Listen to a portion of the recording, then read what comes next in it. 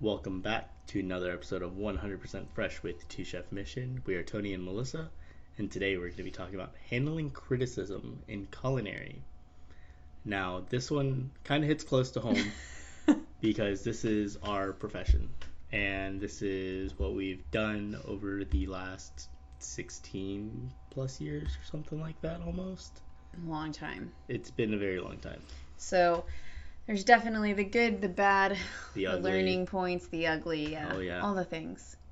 And this could be criticism from A peer, a peer, it from could a be leader. from a leader, or it could be from a client. Or it could even be criticism from family, because we've also heard stories Oh my of goodness. family critiques. Yeah. And those can sometimes be the worst.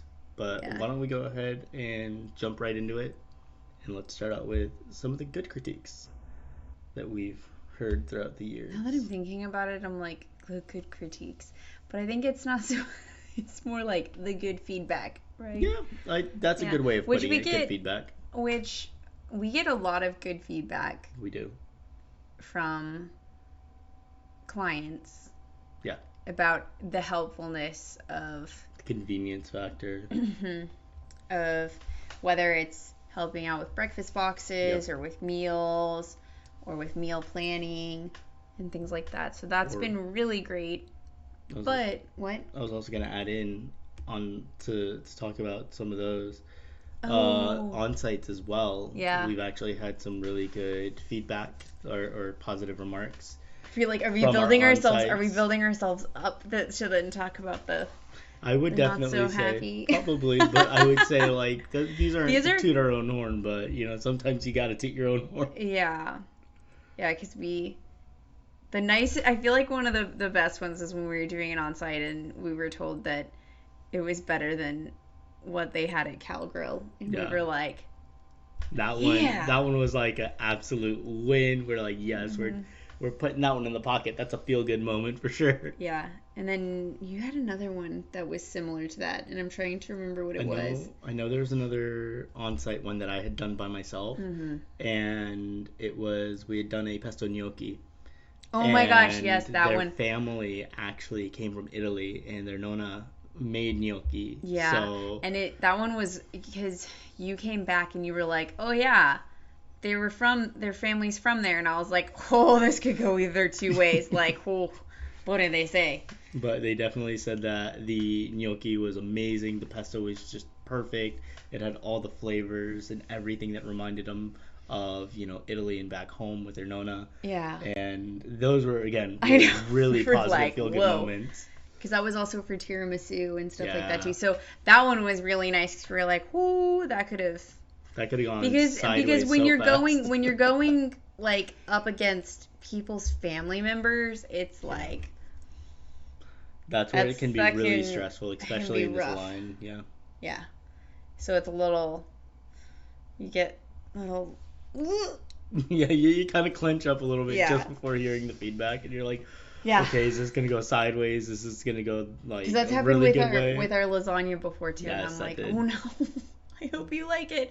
Which luckily, I mean, and it's hard because you're like, I know it's good, Yeah. but do you know it's good? And I think this is a really good point to make. Like, of course, we know it's good, but taste is subjective, Yes, and and it that changes is, from person to person. and that is where you have to take everything. You take it to heart, but you're Yeah. also like, okay, but is this something that I could have changed? Was this a recipe? Was Yeah. it something that was messed up in the recipe, or is it just your preferences are not Right, what what? we're producing. Yes. So you have to kind of take it in and then figure out where it falls. Right. And then also, well, which we're going to talk about this, you also then have to kind of be like, okay, well, how can I use this as a springboard moment to grow? Right. Yeah. So, but yeah, we've definitely had those have been some really nice ones. Yeah. There's countless others, but those were some of the ones that are like right there. Yeah, for sure. Now, the downside is that with every good. There's always one, you don't get better without getting bad critiques. It's true. Because that's really going to show you where either you have made mistakes or where you're figuring out how to either better present the food or how to better serve it in a way that ultimately the client will enjoy it regardless of how it gets served. Yeah. And now some of those have been some pretty deep cutting ones. And well, and some, this is where you have to kind of sift through and think, okay, like we said, is this something that could have been adjusted? Is this something that is preference? Is this something that the person is clearly trying to find something to rip apart? Right.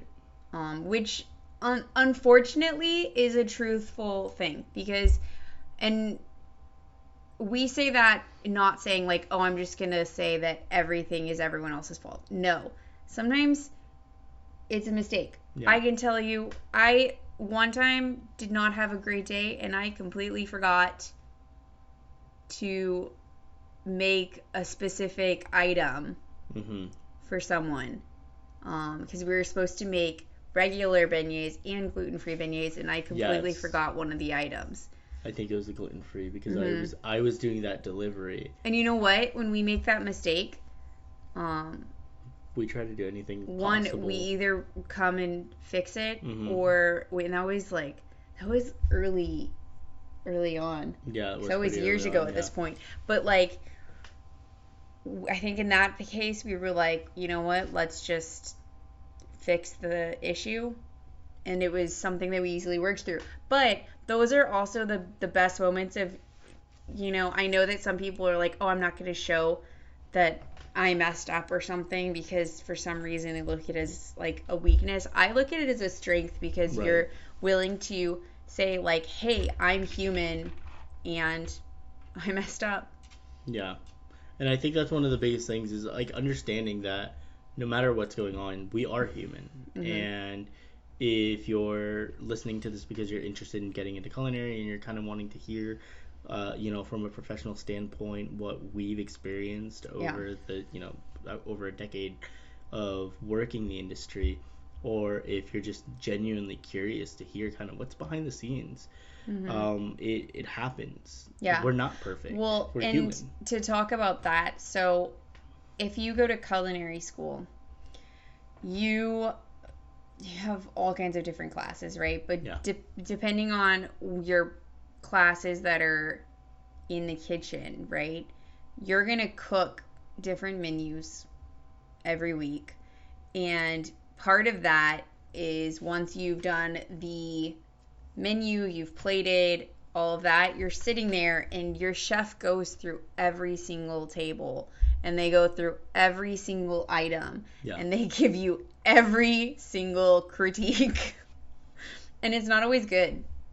And it's honestly, it's there to help build you. Yeah, and the thing is one of the best things that you have to look at it as is like, in that sense, you're cooking new stuff all the time. Right. So like every week that I was in, so let's pick a class like American Regional. You're doing a new region every single week. And if you have, I believe that was a 2-day class, so you were doing a new menu each day. And then the next week you're doing another. Right. And then another and another. And you have that continuously. So it's not going to be perfect. And that's just how it is. Because the thing is like, you don't get better at a specific item unless you do it multiple times. Yeah. So one of the classes that I had to take as someone who is graduating with a bachelor's was senior culinary practicum, which meant that we created a concept for a menu. We made the menu. We practiced it. Yeah. We got... mine was a wine pairing, but you could do other things. And the whole point was that one of the nights, so like a week in what would have been the restaurant, your going to have a specific night where your dinner is, and you're getting people to come to it, as well as, so it could be your family, your friends, all of that. So you're running everything in the kitchen. And so it's all on you in that sense. And it's not all on you in the cooking aspect, because you have a team, but it's on you to have the menu, to have practiced, to have made the recipes, to have done all of this behind the scenes work to make sure that everything flows smoothly. And that you're set up for success. Because at the end of the day, what that exam is really pushing to teach you is that this is what it's going to be like in a real kitchen. And this is what it's going to be like working in a high volume, high stress situation. You're going to be tested.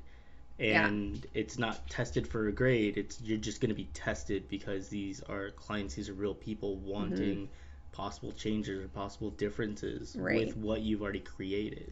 And those items that were made, all of us, we had practiced those multiple times, because you're fine tuning it every time. So chefs were tasting it, you're getting feedback, you're adjusting, you're getting feedback again and adjusting again. So it's all about using the critiques as a starting point and then using it to grow. Because if you use it and you just let it just weigh you down and continuously, you're not going to get anything from it, and you're basically going to just stay where you are. Right. But I think that's a really good way of, explaining kind of the high stress and high environment of the critiques and feedbacks that we do receive in the industry. And I really feel like the way you explained it really also helps bridge the gap that it could be shown across other industries in other areas. Well, because you're going to get, no matter what job you're in, you're going to get critiques. Yeah. And it's about... They could be called quarterly reviews. They could be, manager meetings or a consult or something. Yeah. And you have to be able to accept different things too, because there's people who are like, oh, I'm not going to listen to any of this. But it's like, but if you're that person, expect to stay in the same position and same level always. Right. Because if you're not willing to accept that there might not be something that's going well, or that there's a learning aspect of like, oh, okay, I could grow in a different area, then you're just going to stay in the exact same spot. Absolutely. And, I feel like all of these really lend to the next point of what we were going to be talking about, which are learning points and different areas that you can grow from these critiques or feedbacks, and how they can help you develop into being a stronger leader or a stronger individual even in your own confidence. Yeah. And like specifically in culinary, these could be in your plating. Yep. So presentation. That's huge. It could be in your flavor profiles. So could be seasoning, could be ingredients. Right. Combinations of ingredients. It could be something as easy as following instructions. Because interestingly enough, there's a lot of times that, because this, as when we were working in different restaurants, I was a trainer. Right. And I will say that one of the biggest things that the critiquing zone is on is following instructions. Yeah. Because you're like, I'm setting you up for success by giving you the roadmap, trails, okay, we do this, now we do this, now we do this, and this is how you do it. And I'm just going to do it this way. And it's like, that's not how it works. No. Because if you're not going to follow this roadmap, you're not going to get it. The thing is could you get to the same place? Maybe. But will you get there efficiently, safely, and where it's a good environment for everyone else? No. It's either that or it's going to take you twice or 3 times as long to get to where you want to be. And if you're looking at wanting to be in culinary, yeah, or you're working in culinary already. I can tell you that for the most part, you do not want to be on the receiving end of an upset chef because you didn't listen to your trainer. Yeah. It's either that or you don't want to be on the receiving end of an upset chef or leader because you did not double check your products and that you had enough for the night. And I can tell I can tell you that has happened to me. Again, I'm not perfect. This was definitely in a high volume situation, and I overlooked the amount of product that I actually had, and I thought I had more than I actually really did, and really it started coming down to the point that I had to start making these things on the fly or in the moment. You got chewed out for that one. I got chewed out pretty hard. I remember coming home like, oh man, that sucked. Yeah. But at the same time, I learned from that moment. Yeah. I made sure to double and triple check my product. I did not believe others who told me, don't worry about it, you're fine. I set you up, you're fine. I made sure that I had what I needed. And you double checked. Yep. Yeah. Because as much as we want to, it's that whole like assume, right? Yeah, and there's a phrase, there's a common sense of phrase that goes with that. But you don't assume that you've been set up. And we have a friend that has had that same issue where she has to like double time prep because of that, and has had moments where it's like, are you kidding me? And it'll happen. So if you're in culinary or any job, I would imagine, right? But we have the experience in restaurants. Right. And one last point to all of that is that when you're having to be in the moment double time prepping, the chef or leader that you're working with doesn't care if it was the shift before. It's on you. It's on you. You took over the station. You took over that shift when you came through the door, and letting the other know, hey, you're good. You can go ahead and get off, and you can go ahead and do what you need to do to get out. Yeah. Because now you are accepting full responsibility for whatever happens from that moment on. And I think that is really a huge learning point. And that area is something that you can use to grow, which is... Oh, I was also going to say, because we were saying that, it could be like skills and all this stuff to prep, but also like skills. It could be that you just need to work on your knife skills or your different cooking techniques, things like that. And also, I would say this is another big one. Learning points for critiques, safety and sanitation. That is huge. That is huge. That is massive, especially if you're working in either a high volume kitchen or just a professional kitchen in general. Any kitchen or your own kitchen. Yes. If you decide think about cross contamination. Number one, cross contamination.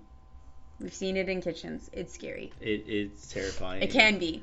Yeah, and of course we're not going to name names and we're not going to give you exact examples of where we happen to see it, but it is something that... But it happens all over, I think we've all seen Kitchen Nightmares, right? Yes, and if you haven't, go watch an episode or two. They're great. There's a lot of drama They also were like, ooh! That's what I'm saying. There's a lot of drama in them, but it's a really good view of the behind the scenes of what's really happening in a kitchen. And of course, these are some of the worst kitchens that you'll see. And yes, I will say that they're sometimes to an extreme. Yeah. But it definitely shows a picture. Yeah. But all that being safety and sanitation, learning points. And all that being said, use all of those learning points. Use it to grow. All the criticisms. To be better. Take all those criticisms, the good, the bad, the learning. Take them as constructive. Yes. Instead of being like, oh, they're just attacking me. Take it as constructive. Even if it's an attack, right? Because sometimes it will be that. Yeah. I've had that happen. Yeah, We've had that happen in our own business. We've had that happen in professional kitchens outside of our business. I've had that happen in culinary school. Yeah. But you know what? Don't let it get you down. Find a learning point from it. Yeah. It's one of those things, don't let it break you down. Don't let it stop your motivation. It'll make you feel not great at the time. Brush it off. because it's one of those moments that is a single moment in your entire career, in your entire life. And don't let that one little moment justify and really control everything that you do moving forward. Because one of the best quotes that we heard and that we actually like to try to live by is that it is 10% of what happened and 90% of how you react to it. Exactly. So use it to grow and get better at what you're doing. Yeah. And whether that's in culinary or if it's anything else. So, quick review. All of these are fantastic points, but let's go ahead.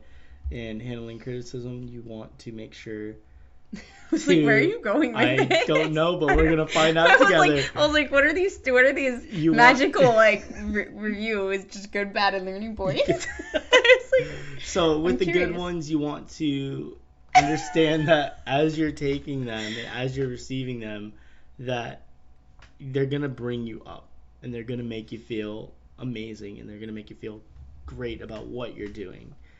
Keep that feeling to continue moving forward. Keep that for your bad ones. Keep that for, exactly, keep those moments for your bad ones, because the bad ones are going to come. Mm-hmm. And you're going to have bad critiques, you're going to have bad reviews, it's going to happen. It's inevitable. It's a part of life. It's inevitable. Yeah. It's just like when you're like, okay, I need to work on sales or I need to work on something, right? It's like, okay, well, a lot of people tell you you're going to get like 100 no's before you get a yes, right? Right. I've heard that so many times. There's your bad reviews. I'm not saying you're going to get it. Luckily, that sounded bad. We, I think, in total have had like probably five. I was about to say probably 5. Like 5 truly negative reviews. Oh, truly, like... And those were like, in some cases, they hurt, but you like I said, you brush them off. Mm-hmm. But what I'm saying is that like just like in like the sales aspect, you have to get no's to get yeses. Like it is inevitable that there's going to be a person who doesn't like something that you you're made. Producing, yeah. Because look at so like go find any restaurant that you like, and I bet you look at their reviews, they're gonna have a lot of good reviews, right? But they're going to have some bad ones because it's inevitably going to happen. Yeah, and I think the restaurant industry is one of the big ones that it's notorious to see bad reviews. Mm-hmm. And it's notorious to hear these bad stories or terrible stories that are coming out of restaurants that you might find super respectable or something that you ultimately wanted to go and enjoy. And it kind of makes you second guess it, where you're like, do I really want to go there? Do I really want to try to eat that? But you always want to... Well, it's always very preferential. Mm-hmm. Like, and that's why I said at the beginning, I mean, even for like... subjective. Okay, so because I see a lot of Disney reviews because I'm in those groups, there's so many people who like pick one restaurant. So like, okay, so the people with California Grill, like... You get some people who are like, oh, overpriced, oh, no, oh, and then there's great food, best meal, so great, right? You're gonna see it. So I was like another really good one, and this one I've seen on TikTok and YouTube Shorts and things. People reviewing or going to enjoy the most expensive meal that they'll have, and they end up at Disney's Victoria and Albert's. I want to do that. And I want to do it. And the thing is they show you the pictures, they show you exactly what you're getting with these prefix menus, and then they show you what the price is at the end of the night. And a lot of the time you'll see people in the comments say, whoa, that's way too expensive to spend on one night. Like, I'm not willing to spend, over $500 for a date night with my wife. To just go and eat at a place. Okay. But again, it's very much subjective. Yes. Another subjective thing, right? These are examples. We'll give you some examples, right? Haleo. Fantastic. We loved loved it. But there are people who are like, worst thing ever. Yeah. There's so many people that say that was probably the worst meal that they'd had. Here's another thing, right? Because I could have easily been like, I'm going to have a terrible review here, right? Mm-hmm. Flying Fish, right? That's a restaurant. I was like, did I say that right? So he liked his meal. Me, I loved it. 10-10, fantastic. Worst food ever. You know why? You were pregnant. Because I was pregnant. I was in my first trimester of being pregnant. Yeah. And I was like, nothing. Right. But I could have made a terrible review. It wasn't their food. And it was totally subjective to me. And I want to say that we had actually spoken with the server at the time that. Yeah, because we had he recently came over and had asked at the about time, like, hey, how's everything going? I said, of course, I love my meal. It was a woman. Or it was. Oh, you're right. It was a woman. She was talking about. Because she was like, I bet it's a girl, and then it was, and I was like, what? Yeah. But yeah. So, but the whole point in that is that I could have, me as a chef, yeah. I know that's totally me. 100%.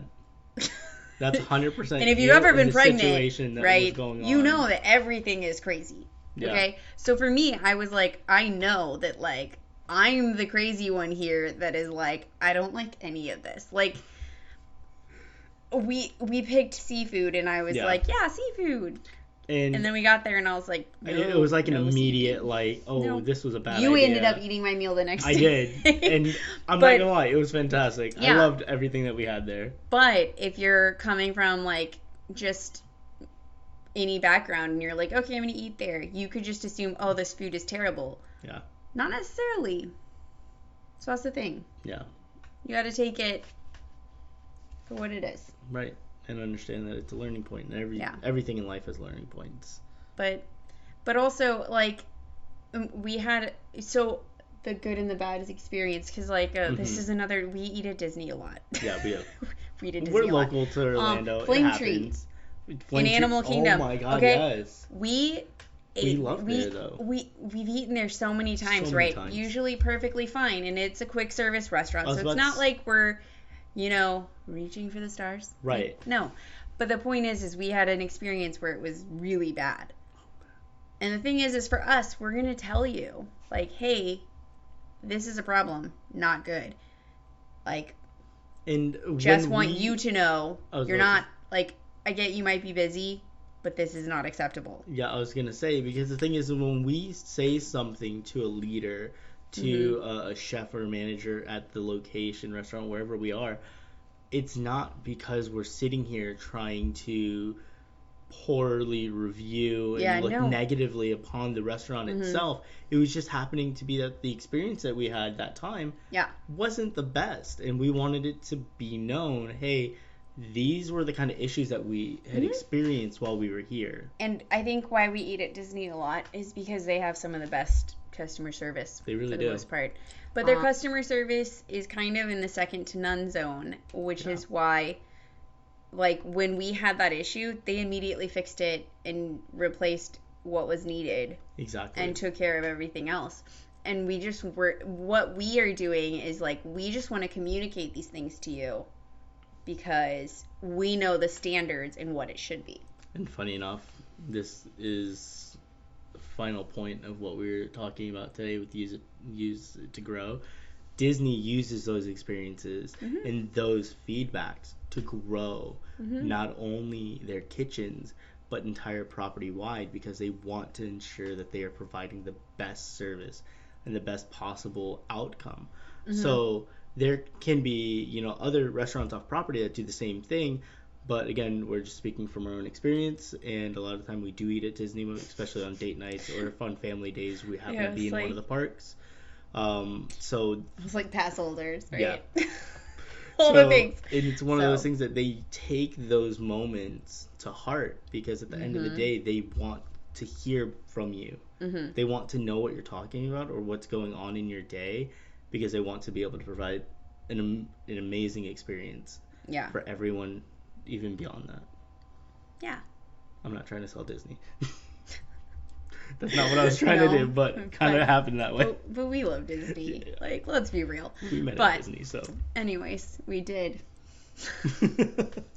We hope that you enjoyed this episode and enjoyed getting to see a little behind the scenes of handling criticism in culinary. And we will see you guys in the next one. Until then, keep it 100% fresh.